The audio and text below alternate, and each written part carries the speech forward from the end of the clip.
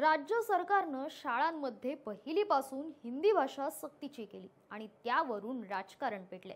मनसे अध्यक्ष राज ठाकरे आणि ठाकरे गटाचे पक्षप्रमुख उद्धव ठाकरे दोघंही या निर्णयाला ठाम विरोध करतात।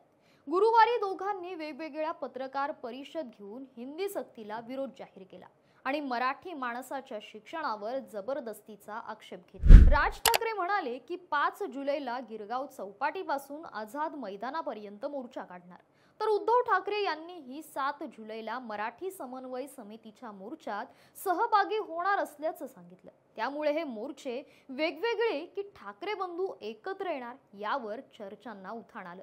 पण गुरुवारी सकाळी संजय राऊत यांनी राज आणि उद्धव ठाकरेंचा एकत्र फोटो ट्विट करत सांगितलं की दोघंही 5 जुलैच्या मोर्चात एकत्र असणार।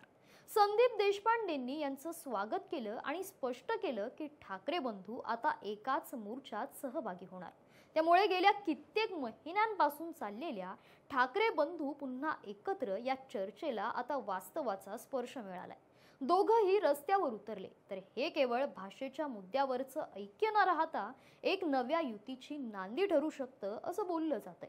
मुंबई महापालिका निवडणुका तोंडावर असताना राज उद्धव एकत्र आल्यास भाजप आणि महायुतीला मोठा धक्का बसू शकतो। म्हणजे मुद्दा केवळ हिंदी भाषा सक्तीचा नाही, तर मराठी अस्मितेच्या प्रश्नावर ठाकरे बंधू पुन्हा एकत्र येणार की काय हे बघणं महत्त्वाचं ठरणार आहे। याबाबत तुम्हाला काय वाटतं? राजकारणाची गणितं बदलतील का?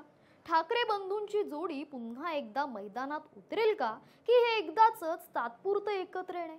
याबाबत तुमचं मत आम्हाला जरूर कळवा आणि अशाच माहितीपूर्ण व्हिडिओसाठी आपल्या शिवबंधन या YouTube चॅनलला सबस्क्राइब करायला विसरू नका। धन्यवाद।